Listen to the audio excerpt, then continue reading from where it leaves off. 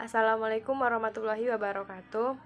Nama saya Nova Erliani dengan NIM 12010324233 dari lokal MPI 2G. Pertanyaan pertama, bagaimana eksistensi Anda di masyarakat lingkungan tempat tinggal sebagai mahasiswa sebuah perguruan tinggi Islam? Baik. Mahasiswa adalah sebagai seseorang yang berpendidikan ataupun yang memiliki pengetahuan luas. Sebagai seorang mahasiswa dalam masyarakat atau lingkungan sekitar, kita harus menjadi warga yang kreatif dan bijaksana. Mahasiswa juga harus mencerminkan kepribadian yang baik sebagai seorang yang memiliki ilmu pengetahuan. Apalagi sebagai perempuan, kita mahasiswa harus pandai menjaga diri, menjaga sikap, etika dan sopan santun. Dan kita harus menjadi contoh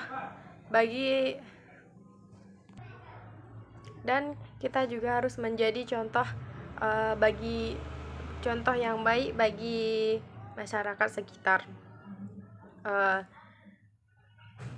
Contoh yang baik itu bisa seperti sebagai perempuan lebih baik di dalam rumah atau berdiam diri di rumah daripada harus keluyuran keluar rumah. Sebagai seorang mahasiswa juga kita harus bisa memanfaatkan teknologi atau media sosial untuk membuat seperti sebuah gerakan-gerakan bersama mahasiswa lainnya yang berada di sekitar wilayah kita, agar masyarakat itu bisa melihat bagaimana seperti apa mahasiswa tersebut. Mahasiswa itu tidak hanya diam di rumah, atau mahasiswa itu memiliki jiwa yang kreatif gitu. Dan mahasiswa juga bisa bermanfaat bagi masyarakat sekitar, dapat bermanfaat bagi masyarakat dan bagi nusa dan bangsa. Baik, soal yang kedua, jelaskan pandangan Anda tentang hakikat madrasah di Indonesia. Madrasah adalah salah satu lembaga pendidikan yang mampu mengkombinasikan pendidikan yang bersifat keislaman dan umum. Jadi pada hakikatnya adanya madrasah-madrasah di dunia Islam itu merupakan sebuah pengembangan dan penyempurnaan kegiatan proses belajar mengajar untuk meningkatkan perkembangan ilmu pengetahuan dan pendidikan. Jadi dengan adanya hakikat madrasah-madrasah di Indonesia merupakan perkembangan yang sangat positif, dan hal ini memang sangat diperlukan oleh masyarakat ataupun anak-anak di negara kita ini. Karena dengan hal ini, dengan madrasah ini,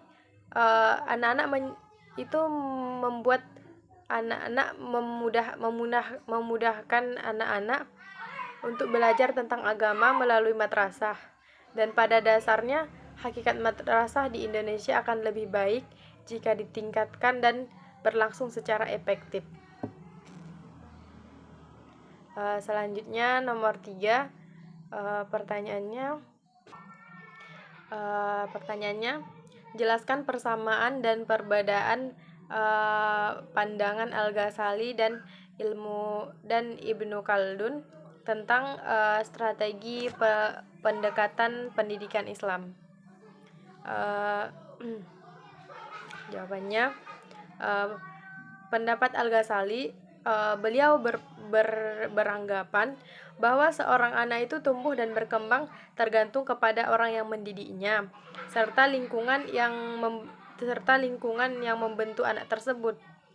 Sedangkan pendapat Ibnu Khaldun, ia menyatakan bahwa seorang anak itu terbentuk bukan dari nenek moyangnya, melainkan terbentuk dari lingkungan sosial, alam, dan adat istiadat. Jadi Imam Al-Ghazali dan Ibnu Khaldun keduanya itu sama-sama memiliki persamaan. Persamaannya yaitu mereka berdua sama-sama berpaham empiris dan mengutamakan keteladanan guru sebagai metode pendidikan serta syarat sebagai seorang pendidik.